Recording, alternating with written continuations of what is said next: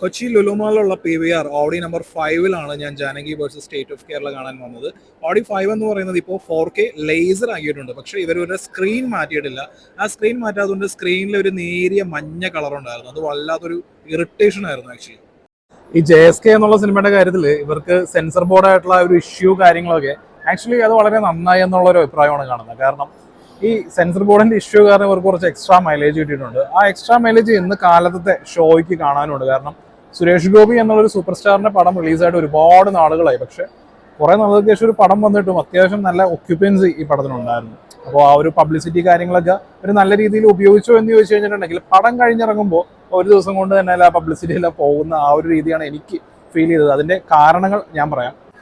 ഈ സിനിമയിലെ നായകന്റെ പേര് വളരെ അടിപൊളി, നല്ല ഒരു ഫയർ ബ്രാൻഡ് പേര് തന്നെയാണ്, ഡേവിഡ് ആബേൽ ഡോണോവൻ. ഡോണോവൻ എന്ന് കേൾക്കുമ്പോൾ റേ ഡോണോവനായിട്ട് എന്തെങ്കിലുമൊക്കെ ബന്ധമുണ്ടോ എന്ന് വെച്ച് കഴിഞ്ഞിട്ടുണ്ടെങ്കിൽ നിങ്ങൾ ആ സീരീസ് കണ്ടിട്ടില്ല എന്നുണ്ടെങ്കിൽ കാണുക. വളരെ ഗ്രിറ്റി ആയിട്ടുള്ള, ഡാർക്ക് ആയിട്ടുള്ള, വളരെ കിഡിലൻ ക്യാരക്ടേഴ്സൊക്കെ ഉള്ള ഒരു ഡാർക്ക് നല്ല സീരീസ് ആണ്. ഭയങ്കര എൻഗേജിംഗ് ആയിട്ട് പോകുന്നൊരു സീരീസ് ആണ്. അപ്പോൾ എൻ്റെ ഒരു റെക്കമെൻഡേഷൻ ആയിട്ട് കരുതുക. ഡേ റോണോവൻ എനിക്ക് തോന്നുന്നു ജിയോ ഡിസ്നി പ്ലസ് ഹോട്ട്സ്റ്റാറിൽ അതിനകത്തുണ്ടെന്ന് തോന്നുന്നു. അപ്പോൾ നമ്മുടെ നായകൻ ഈ ഭരണപക്ഷത്തിരിക്കുന്ന സർക്കാർ ചെയ്യുന്ന സാധാരണക്കാർക്ക് എതിരെയുള്ള കാര്യങ്ങൾക്ക് അതിനെതിരെ ശബ്ദമുയർത്തുന്ന ഒരു സാധാരണക്കാരന്റെ ശബ്ദമാണ് നായകൻ. അപ്പൊ അങ്ങനെയുള്ള നായകൻ അദ്ദേഹം ഒരു വക്കീലൂടെയാണ്. അദ്ദേഹത്തിന്റെ മുമ്പിൽ എത്തുന്ന ഒരു കേസ്, ജാനകി എന്ന് പറയുന്ന ഒരു പെൺകുട്ടിയുടെ കേസ്. ആ കേസാണ് ഈ സിനിമ. സുരേഷ് ഗോപിയുടെ കാര്യം പറയുകയാണെന്നുണ്ടെങ്കിൽ ഇടയ്ക്കിടെ സർക്കാരിനെ വിമർശിക്കാൻ വേണ്ടിയിട്ട് നമ്മുടെ റിയൽ ലൈഫിൽ നടക്കുന്ന ഒരുപാട് ഇൻസിഡൻസ് അതിനെ വിമർശിച്ച് പറയുന്നത്, പിന്നെ കോടതി മുറിയിലാണെങ്കിൽ വാദങ്ങൾ കൊണ്ട് മറ്റുള്ളവരെ നിശബ്ദരാക്കുന്ന, ഇടയ്ക്കിടയ്ക്ക് പുള്ളിയുടെ ആ ഒരു ട്രേഡ് മാർക്കായിട്ടുള്ള ഷിറ്റ് മൈ ഫുഡ് എന്നുള്ള രീതിയിലുള്ള ആ സംഭവങ്ങളെല്ലാം വരുന്ന ഒരു ഫയർ ബ്രാൻഡ് SGനെ നമുക്ക് കാണാൻ പറ്റും പടത്തിൽ. പക്ഷെ അതൊന്നും അത്ര എഫക്റ്റീവ് അല്ലാത്ത രീതിയിലാണ് ഈ സിനിമയിൽ വന്നിരിക്കുന്നത്. പിന്നെ മറ്റുള്ള ഒരു മെയിൻ ക്യാരക്ടർ എന്ന് പറയുന്നത് അനുപമ പരമേശ്വരന്റെ ജാനകി എന്നുള്ളതാണ്. ഇപ്പൊ ഈ ജാനകി എന്നുള്ളൊരു ക്യാരക്ടർ, ആ ഒരു സ്ത്രീ, ആ ഒരു പെൺകുട്ടി കടന്നു പോകുന്ന വല്ലാത്ത തലങ്ങളുണ്ട്. അതെല്ലാം ആ ഒരു അർഹിക്കുന്ന രീതിയിലുള്ള ഒരു റൈറ്റിംഗ് ഈ സിനിമയിലില്ല. അതുകൊണ്ട് തന്നെ അനുപമയ്ക്ക് കിട്ടിയ റോള് ആ ചെയ്യുന്ന ആ ഒരു ലിമിറ്റ്, ആ ഒരു എഴുത്തിന്റെ ലിമിറ്റിലിരുന്ന് പെർഫോം ചെയ്യാന്നല്ലാതെ നല്ല രീതിയിൽ ഡീസൻ്റ് ആയിട്ട് ചെയ്തു പോയിട്ടുണ്ട്. അതല്ലാതെ കൂടുതലായിട്ട് ഒന്നും തന്നെ ചെയ്യാനില്ല. പിന്നെ അസ്കറിയെ കണ്ടിട്ട് കുറെ കാലമായി.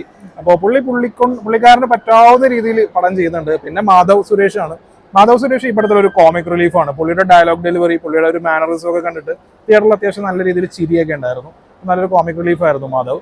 പിന്നെ വരുന്നത് ശ്രുതി രാമകൃഷ്ണൻ വരുന്നുണ്ട്, ദിവ്യ പിള്ളை വരുന്നുണ്ട്. അവരൊക്കെ അവരുടെ റോള് സിമ്പിളായിട്ട് അങ്ങനെയൊക്കെ ചെയ്തു പോകുന്നു, അത്രേ ഉള്ളൂ. പ്രവീൺ നാരായണൻ എഴുതിയ കഥ, തിരക്കഥ, സംവിധാനം പുള്ളി തന്നെയാണ് ചെയ്തിരിക്കുന്നത്. പുള്ളിയുടെ എഴുതിയിരിക്കുന്ന സ്ക്രിപ്റ്റാണ് ആക്ച്വലി എനിക്ക് പ്രധാന പ്രശ്നമായിട്ട് തോന്നിയത്. ഇതൊരു കോർട്ട് റൂം ഡ്രാമ ആയിട്ട് നോക്കുകയാണെന്നുണ്ടെങ്കിൽ ഒരു ഇമ്പാക്ട്ഫുൾ ആയിട്ടുള്ള ഒരു ഡ്രാമ ഈ സിനിമയിൽ വർക്ക് ആവുന്നില്ല. ആക്ച്വലി ഈ പടത്തിൽ കോടതി സീനുകൾ എന്ന് പറയുന്നത് തന്നെ വളരെ ചുരുക്കമാണ്. ഈ ചുരുക്കം വരുന്ന സീനുകളുള്ള ഡ്രാമയൊന്നും പ്രോപ്പറായിട്ട് വർക്ക് ആവുന്നില്ല. അങ്ങനെ നോക്കിയാൽ വേണമെന്നുണ്ടെങ്കിൽ ഇതൊരു ഹൂ ഡൺ ഇറ്റ് ത്രില്ലർ ആയിട്ട് വേണമെങ്കിൽ കാണാം. കാരണം ആരാണ് എന്നുള്ളൊരു ചോദ്യമാണ് അവസാനം വരെ ഈ സിനിമ ഉന്നയിക്കുന്നത്. അപ്പം അങ്ങനെ നോക്കുകയാണെങ്കിലും ഹൂ ഡൺ ഇറ്റ് ത്രില്ലർ എന്നുള്ള രീതിയിലും അത്ര എഫക്റ്റീവായിട്ട് എനിക്ക് തോന്നിയിട്ടില്ല. ഇനി വേണമെങ്കിൽ ഒരു സോഷ്യോ പൊളിറ്റിക്കൽ തീമിൽ പറയുന്ന ഒരു ഡ്രാമ എന്നുള്ള രീതിയിൽ കണക്കാക്കാം. അങ്ങനെ നോക്കിയാലും ഇത് ഫിറ്റ് ആവുന്നില്ല. അങ്ങനെയുള്ളൊരു മൊത്തത്തിലൊരു പ്രശ്നമുള്ളൊരു സ്ക്രിപ്റ്റ് ആയിട്ടാണ് പേഴ്സണലി എനിക്ക് ഫീൽ ചെയ്തത്. പിന്നെ ഈ സിനിമയ്ക്ക് 2.5 മണിക്കൂർ നീളം വേണോ എന്നൊന്നും ഒരു നിർബന്ധവുമില്ല. കാരണം ഈ സിനിമ തുടങ്ങി കഴിഞ്ഞിട്ട് ഒരു പാട്ട്, 2 പാട്ട്, പിന്നെ കുറച്ച് അനാവശ്യമായിട്ടുള്ള സീനുകൾ എന്നൊക്കെ പറഞ്ഞ് ഒരുപാട്, ശരിക്കും പറഞ്ഞിട്ടുണ്ടെങ്കിൽ നല്ല രീതിയിൽ എഡിറ്റ് ചെയ്ത് കട്ട് ചെയ്ത് ക്രിസ്പാക്കി ഒരു 2 മണിക്കൂർ അല്ലെങ്കിൽ ഒരു 1.25 മണിക്കൂറിലൊക്കെ ഒതുക്കി കഴിഞ്ഞാൽ കുറച്ചും കൂടി നല്ലതായിരുന്നു. കാരണം ഒട്ടും എഫക്റ്റീവ് അല്ലാതെ അനാവശ്യമെന്ന് തോന്നുന്ന രീതിയിലുള്ള പല സീനുകളും ഈ സിനിമയിൽ വരുന്നുണ്ട്.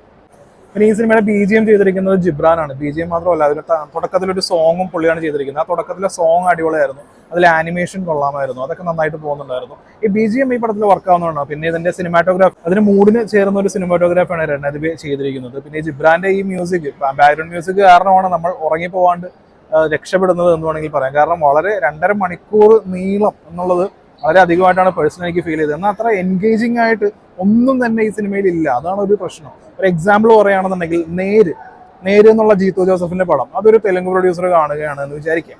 അപ്പോൾ ഈ തെലുങ്ക് പ്രൊഡ്യൂസർ പറയുകയാണ്, നമുക്കൊരു കാര്യം ചെയ്യാം, ചില മാറ്റങ്ങളൊക്കെ വരുത്താം. നായകന് ഒരു ഇൻട്രോ, പിന്നെ നായകന് ഒരു ക്ലൈമാക്സ് ഫൈറ്റ് കൊടുക്കണം, 2-3 ഫയർ ഡയലോഗുള്ള സീൻസ് ഒക്കെ കൊടുക്കണം, അതിനിടെ കുറച്ച് ട്വിസ്റ്റ് കാര്യങ്ങളൊക്കെ ആയിട്ട് മാറ്റുക. അങ്ങനെ ഭയങ്കരമായിട്ട് കൊമേഴ്ഷ്യലൈസ് ചെയ്തിട്ടുണ്ടെങ്കിൽ എങ്ങനെയുണ്ടാവും? അതായത് പിങ്ക് എന്നുള്ളൊരു സിനിമ വക്കീൽ സാബ് എന്നുള്ള പേരിൽ തള്ളൊരു മാറ്റമില്ല. അതുപോലെ നമ്മുടെ ഈ മലയാളത്തിൽ തന്നെ നേര് തന്നെ കണ്ടിട്ട് അത് തന്നെ ഒന്ന് കുറച്ച് കൊമേഴ്ഷ്യലൈസ് ആയിട്ട് എടുത്തു കഴിഞ്ഞാൽ എങ്ങനെ ഉണ്ടാവും? അങ്ങനെ എടുത്തിട്ട് അത് ഒട്ടും എൻഗേജിങ് അല്ലാതെ നമുക്ക് ഉറക്കം വരുന്ന രീതിയിലായി കഴിഞ്ഞാൽ എങ്ങനെ ഉണ്ടാവും?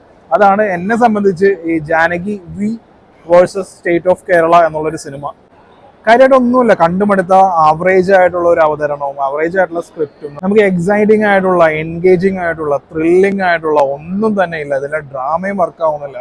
ആകെ സുരേഷ് ഗോപിയുടെയും അനുപമയുടെയും പെർഫോമൻസ് അത് വേണമെങ്കിൽ കൊള്ളാം എന്ന് പറയാം, പക്ഷെ ഒരു പ്രോപ്പർ ആയിട്ടുള്ള റൈറ്റിംഗ് അവരുടെ ക്യാരക്ടേഴ്സിനും കൊടുത്തിട്ടില്ല. അങ്ങനെ ആകെ മൊത്തത്തിൽ ഒരു ശോകം പടം. അതാണ് എൻ്റെ അഭിപ്രായം.